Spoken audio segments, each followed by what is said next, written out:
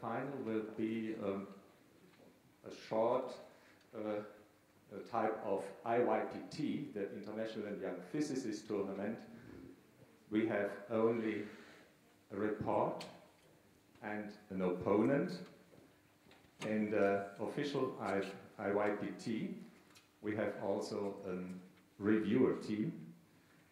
And I think you get a good impression how IYPT really works.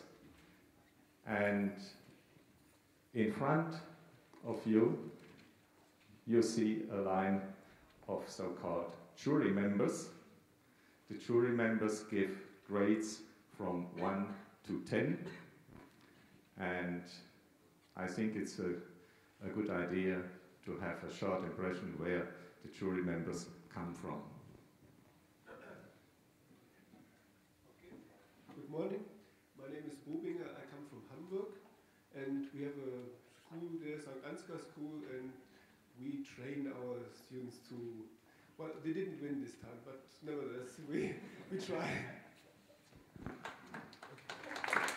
Good morning, I'm Dr. Winkler, I'm from Meissen. I'm from a school, from a public school for specially gifted young people, but unfortunately this year we are not here with a team taking part. I hope next year again. Perhaps so that we have enough time, perhaps we make the club later, and then a very strong one. Hello, I'm Vincent Stimper. I was participant last year, and now I'm student at a technical university in Munich. Good morning, my name is Ottmar Marti. I'm a professor for experimental physics at Ulm University. Good morning, my name is Arnold Quadt. I'm an experimental particle physicist from the University of Göttingen and a member of the presidential board of the German Physics Society. Good morning, my name is Fabian. I'm a physics teacher at the Störk-Gymnasium in Bad Saulau. Good morning, my name is Jürgen Durst from the Ludwig-Maximilians University in Munich, and I'm doing the practicum for the students there. My name is Falk Ebert. I'm from the Eller Gymnasium in Berlin and coach and coordinator of the Berlin GYPT team. My name is Martin Neininger. I'm a student and former team member. Good morning. I'm from the Technische Universität Munich and I'm helping with the local GYPT center. My name is Anka Schecht. I'm from Wuppertal and I work at the Junior Uni there.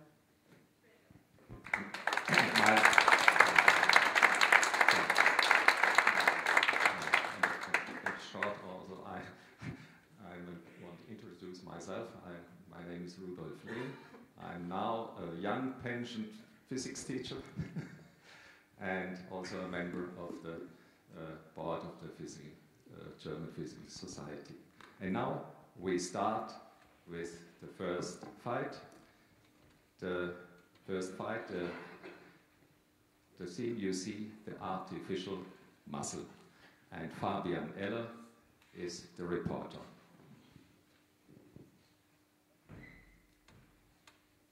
So maybe before starting, I see there is no blackboard or flip chart so far. So maybe it would be possible to get one for the opponent. Yeah, sure. Okay.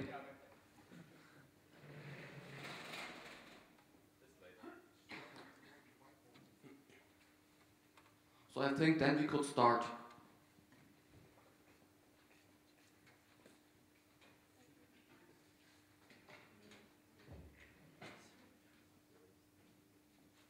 So hello and welcome to the final of the second GYPT. Today I want to present the third problem of the GYPT artificial muscle. So my task was attach a polymer fishing line to an electric drill and apply tension to the line. As I twist, the fiber will form tight coils in a spring-like arrangement. Apply heat to the coils to permanently fix that spring-like shape. When you apply heat again, the coil will contract. Investigate this artificial muscle. So, to give you a short outline what you can expect in my presentation, here my overview. So there are three parts. At first, the twisting. Here we'll explain my experimental setup and the defect is preceding the coiling. Then the second part of fixing, it is possible when there's enough free volume at the chain ends, and that's above the glass temperature. And finally, the most important part, the contracting. So here I will explain the increasing volume and the entropy, and that this is only possible both when there is alignment and that we can see it as helical spring and therefore apply Hooke's law. And finally, depending on all the other points, the dependency on temperature and time. So here you see my experimental setup for the twisting. So I use to realize the electric drill and stepping motor, and for the tension I had a weight over deflection roller, and in the middle there was a strip for stabilization that twisting until this point was possible. So now you can see a video in a moment how it is twisting completely, the coil, but it doesn't start twisting immediately like this. There are several other stages before. I will tell you now. So at first there's already quite a strong twisting, but without coiling, until it gets too much, and then there's a first unstable coil which falls over nearly the same moment, which leads to some erratic coiling or twisting, which also only lasts for a part of a second, and then the complete coiling starts and proceeds until the end. So then we should apply heat to the coils to permanently fix that spring-like shape. So I twisted the coiled fishing line around the copper tube that long lines were possible, and put it for a few minutes in a heated water bath, and then let it cool down again. So to understand how this phenomenon works, it's first quite useful to know what polymers are. So there are long carbon chains with some side chains. And as perlon, the material of which the fishing line exists, is a partly crystalline material. There are some amorphous crystalline parts and amorphous parts. So I will deal mainly with the amorphous parts because the crystalline parts don't change a lot. So here that's again a sketch of the amorphous parts, and so after the twisting there's a lot of inner tension in the material, and this has to be relaxed. And this is possible when the chains can move, and therefore we need enough free volume at the chain ends. And so the question is, when do we have enough free volume at the chain ends? And so you can see a schematic graph of the volume where there's the free volume, and above the glass temperature the free volume increases very much, and that's also the point from where the process of changing places is possible. So now to my experimental setup of the contracting. So here the basis construction is an aluminium frame, and there I had a copper tube with a heating coil around it, that there was a constant temperature inside the copper tube. And there inside the copper tube there was the coiled fishing line. At the bottom there was a mass and a stabilization that it can't twist. So when looking at contracting, the first question is if polymers contract in general, and you can imagine what the answer is, as you saw the graph also earlier. So the volume increases, and so that's not the reason for this contracting, but so we have to look at a smaller scale, a molecular scale, and here at the length of the polymer chains. And so with the rising temperature, that means that we apply heat, the entropy rises, as you can see in this formula, and this means disorder and therefore more entanglements. I will explain the term entanglements later on, but at first it is only important to know that the single polymer chains contract. So we have two effects, the length contraction of the single polymer chains and also the increasing volume of the whole material. So there's only one possibility how this could work. There has to be an alignment of the polymer chains in the material. And we can also prove this quite easily with birefringence, something also called double refraction. And so we put the fishing line in different angles between two cross-polarization filters. Maybe you can't see it clearly here, and here there's also a fishing line, and the brightness of the fishing lines is very different, and so the alignment of the polymer chains is proven with birefringence. So this alignment will be very important later on, but at first let's have a look at the spring-like shape of the coiled line, also mentioned in the task. So now the big question is, does the spring-like shape also have a spring-like behavior? And so we did some measurements, and here is a a graph of a measurement at 125 degrees Celsius, which is quite high above the glass temperature. For pollen, the glass temperature is about 55 to 60 degrees Celsius. And so here we have the length difference in centimeters at an applied force in Newton, and you see a straight line fits very well. And so we can say there's a constant spring rate as it is the inverse slope. And so we can use Hooke's law, but before looking at the Hooke's law, I will explain one part of Hooke's law. It's delta L, so it might be quite confusing with the length contraction. So delta L is at first the length difference of the actual length to the initial length. And then at the beginning of our experiment, there we define the actual length as L2. And then the length contraction is the difference between L2 and the actual length. And as L0 and L2 are constant, we can say that the change of delta L has a direct effect on the length contraction. So now Hooke's law. And here it is equal to, the force is equal to the gravity. And here we also have the formula for the spring rate of helical springs. And so with simple transformations we get this complete formula for delta L. So there are some parts of it, this formula, that don't change during the whole experiment. And so as we are only looking at proportionalities, this doesn't matter, and they're all together in the factor A, and the last part is the important part. And now I also move on quite to the first parameter of this important part. It's the diameter. So we have the increasing volume and the alignment, and so because of this entropic effect, the diameter of the single fishing line increases. And so, especially as it is to the power of 4, it rises quite much, especially above the glass temperature. Now, the next parameter is the shear modulus. So below the glass temperature, it's not very spectacular. So there's a constant high G modulus, and so that's just another constant that could be included in the factor A, and so there is no significant effect. But above the glass temperature, there's a huge drop of several orders of magnitude. And so this would mean that we would even have a lengthening, and we cannot observe this in our experiment. So there has to be a dependency on time. And so if you look again at a molecular scale, this is quite a bias. So with the time, more entanglements get solved. And now we have again the word entanglements. Now I also explained it. So you can imagine it, that it looks somehow like in this sketch. And so there's our mechanical stable connections between the different polymer chains, but they can be solved. That therefore we need applied stress for a long enough time, and this time is called relaxation time. So when the time of the applied stress is far above the relaxation time, we can say we have viscous behavior. If it is far below the relaxation time, we have elastic behavior. And as the relaxation times aren't the same for all entanglements, we don't have a rapid process. And so this means that the viscosity rises slightly with the time. And so the G modulus decreases with the progressing time above the glass temperature also slightly. And it might look somehow like this red graph.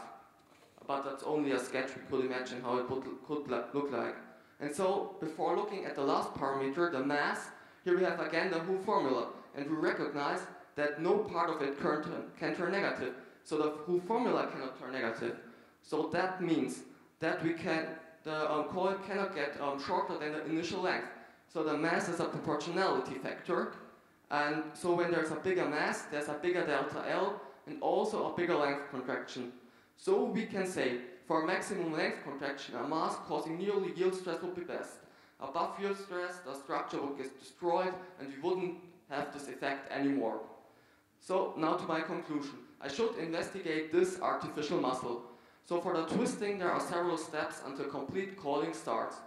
The fixing is possible above the glass temperature because of enough free volume. And to the contracting, so that we can say that the spring-like shape acts as a helical spring, and so the relevant parameters are the weight, but only for absolute length contraction, not for relative length contraction, the shear modulus, which decreases above the glass temperature with rising temperature and time, and finally the diameter of the fishing line, which increases because of the combination of entropy and alignment. So when we look at this formula again. So the shear modulus and the diameter are two opposing effects.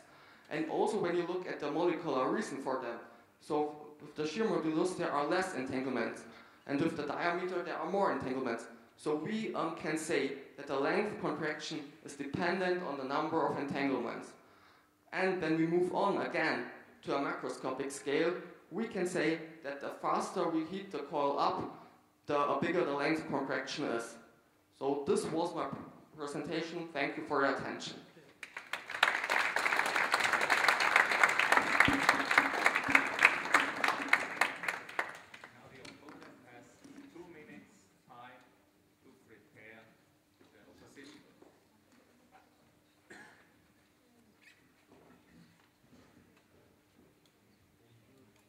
Ulmer team has time to be there as an observer, as in the official GYPT. This team is then there as a reviewer. But here in this type of tournament, we have reporter, opponent, and observer.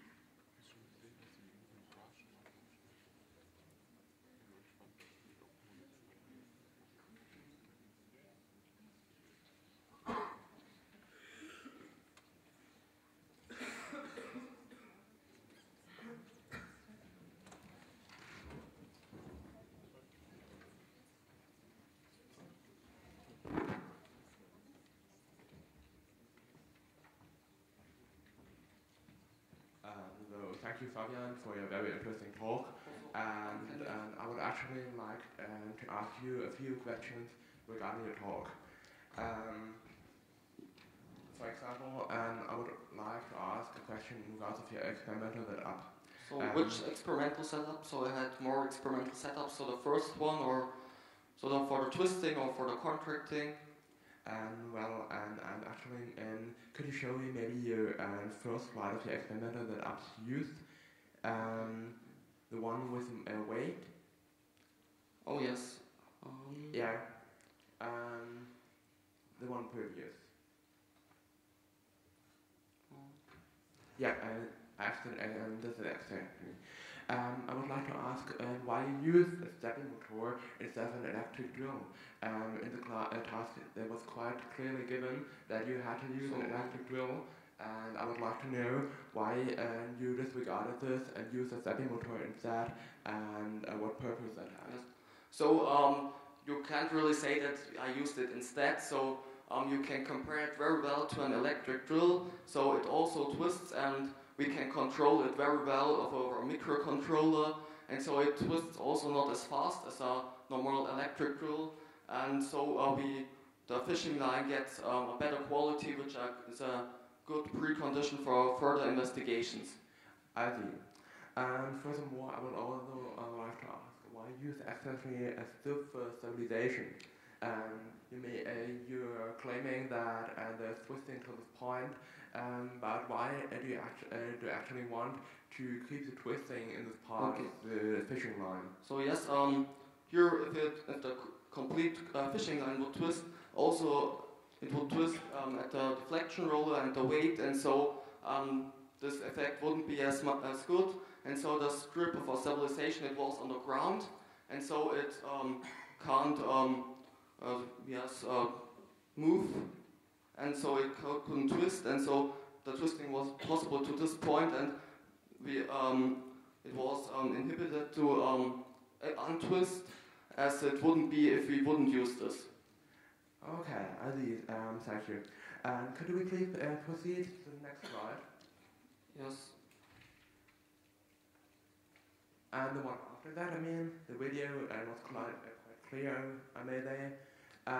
Could you please explain why there is which one? Yeah, I'm actually meaning this. Not the one where you have erratic coils.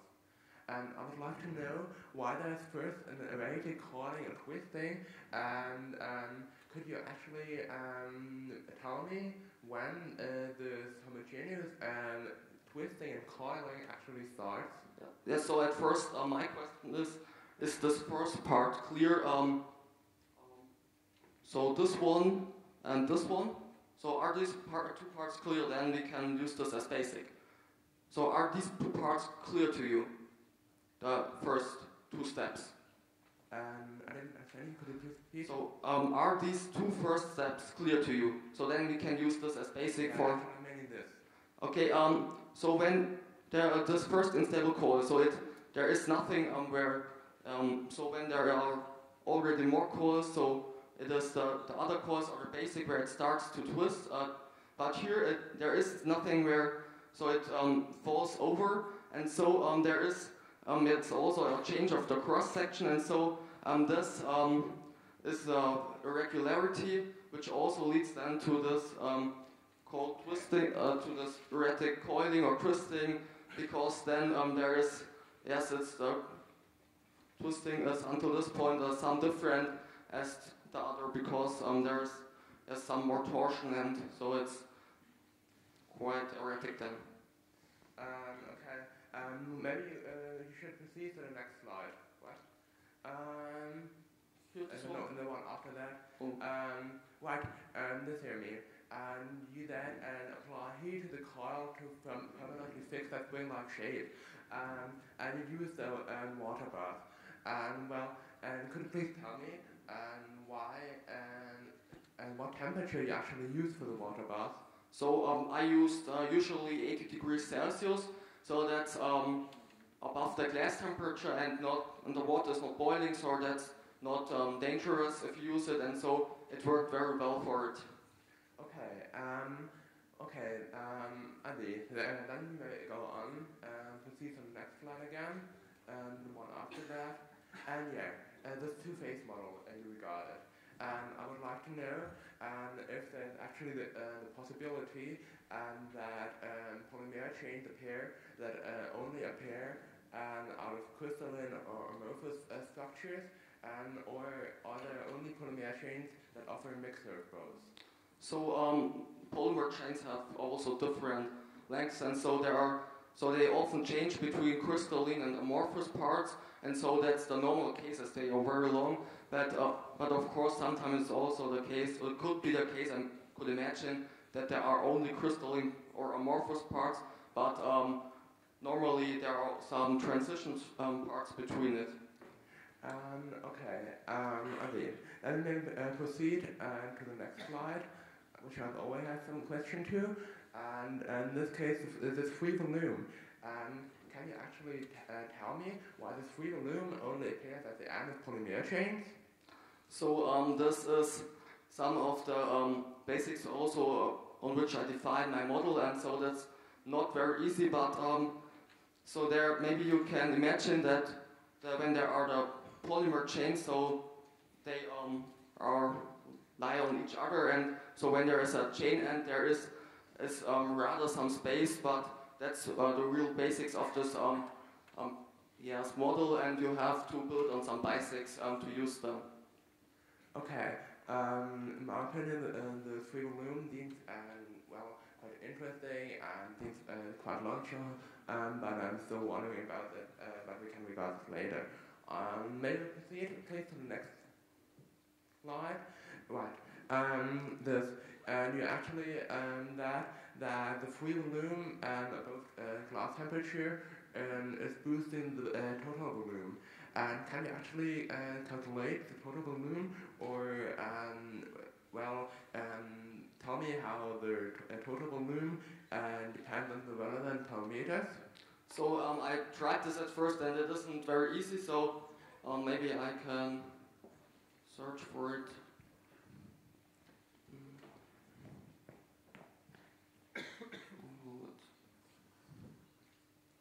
Yes, so there's a formula.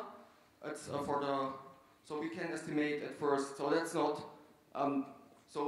the crystalline parts we can estimate that the volume is constant, even though it isn't perfectly constant, but we neglect this at first. And then, so for the amorphous part, there's a formula for the Plateau modulus, which is great for the stiffness. And so there are some parts in it, and so the gas constant is constant, and so there's also this ME, that's the molecular weight between entanglements, and at first, so this changes, but at first, in our first calculation, we assume that this is constant, and so only the density and the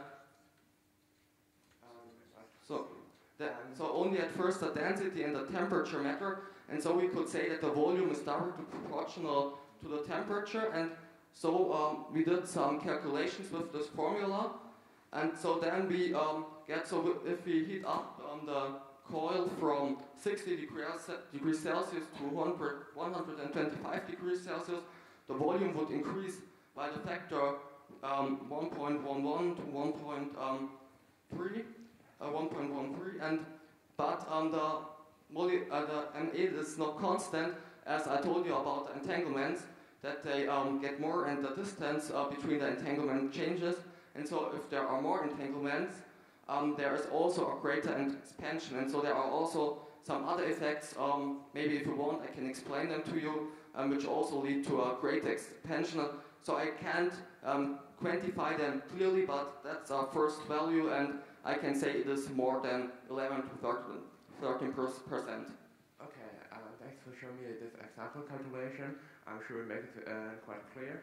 Then furthermore, could you also claim that you had a local spring weight for your fixed coil, like? Yes. And could you please switch it over to the diagram and the slide where your diagram's spring weight is? This diagram or this one? Exactly. I see that you have no error bars, and could you maybe tell me how big your error is? So it is not really easy to say. So of course, so there is some error in the beginning, and we used also so photo analysis. There are some some pixel errors, and so but it is difficult to quantify, especially with the because of the photo analysis, because we don't know where these pixel errors are, and so somewhere they appear, and so it is quite difficult to quantify this error. Okay, then I would also like to ask, and you to switch back to your diagram of your volume, yeah, right. I would also like to ask why there's such a big change of slope for the volume at glass temperature. So yes, this glass temperatures.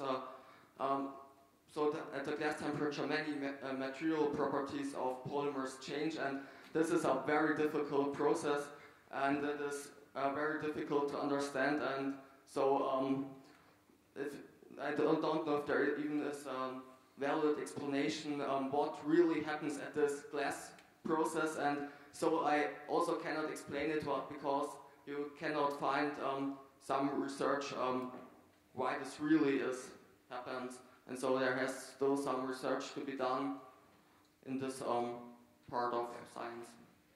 Okay, and then you also claimed that your length contraction is dependent on the mass. But you also said that for maximum length contraction, one would have to use a mass that would cause nearly yield stress.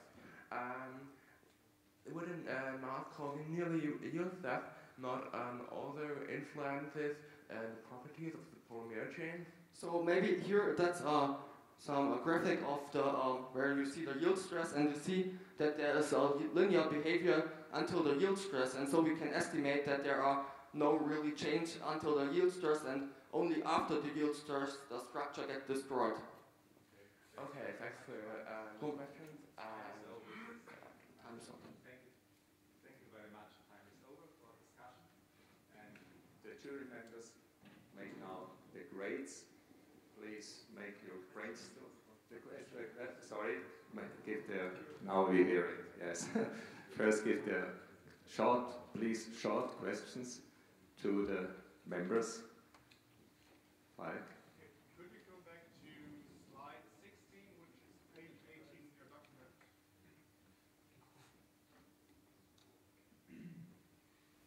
I don't see any references for your monograph. Did you make it up yourself? Or? So this was from one source. We also used some more often, so it's from the University of Cambridge. So they did some similar research, and so they also had similar graphs. Next question, Otmar. Can you please shortly explain glass temperature? How is it like for your used material?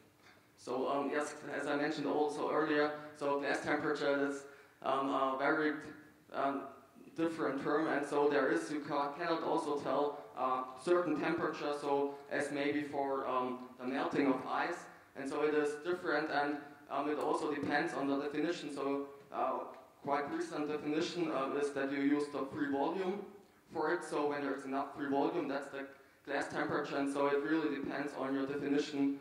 And so for our material it is about 55 degrees Celsius to 60 degrees Celsius, but it is very difficult to tell a real number. It is also no rapid process, so it is not very easy. Yes. Next question from Uli. On the opponent, what do you think are these two blue lines? There are two blue lines. Why are there two blue lines? I couldn't understand the question. Okay. Here on this graph, there are two blue lines. You know, I'm a little hard hearing, so I would appreciate if you took the microphone here. I can do that. No problem. So I thought I asked the opponent because you should somehow understand what was that doing. What are these two blue lines? There are two blue lines, isn't it, for the same material? Could you understand that on this particular plot? So he is asking, so there are these two blue lines representing some volumes, and he asked if you know what this, which volumes these two blue lines represent. What the dividing volume actually is caused by? So no, so here this is one blue line and the other blue line, and so they represent some volumes. And he asked if you know which volumes they represent. And yeah, it actually represents the total volume in this case, and the other line represents total volume, and the slide here is the free volume.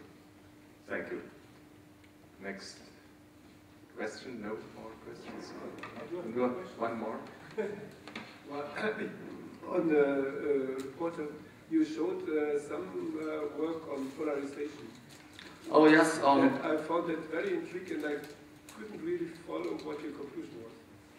Also, maybe this with polarization. So it was about birefringence, and so this was our experimental setup. Again, some schematic. So there are one polarization filter. So there is only light in one polarization, and so the other polarization filter is twisted with 90 degrees Celsius. So this there can't go light through it. And so if we had isotropic materials, so at least in the middle of the materials, it would go straight through, and so it would be all dark. But for anisotropic materials, that's not the case. So there's an extraordinary ray which is twisted with 90 degrees Celsius, the polarization, and so you can see some yellow lines, and that is the fishing line, and there is the other polarization. Okay, thank you very much. Now we have finished with the questions of jury members, and the jury members give now their grades for the reporter team. First,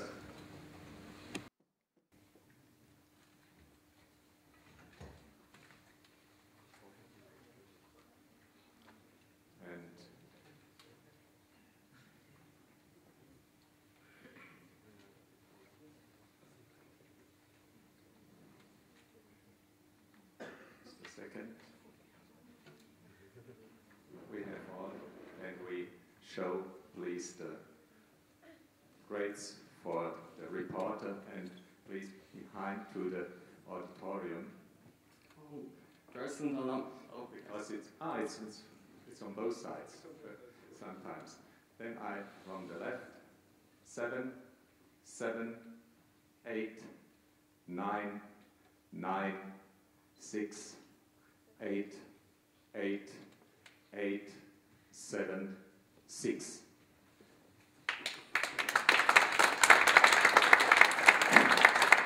And now the grades for the opponent.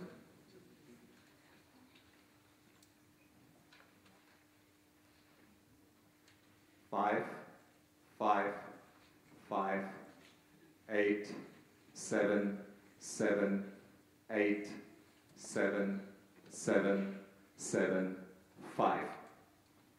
Thank you very much.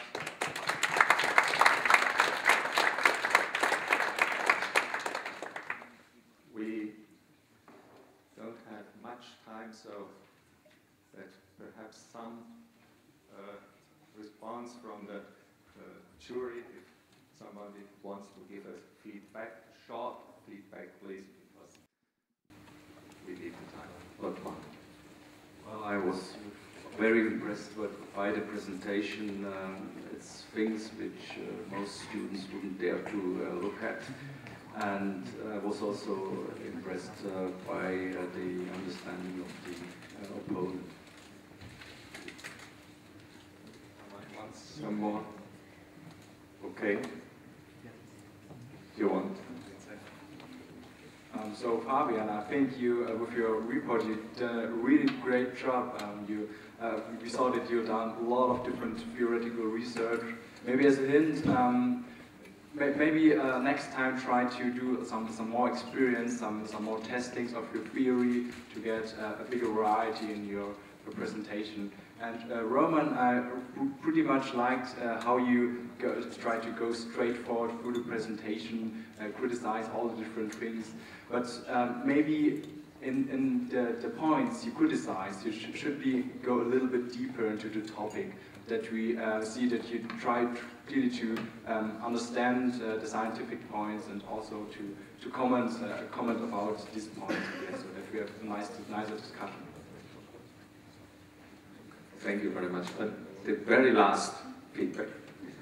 I would just add some words to Vincent.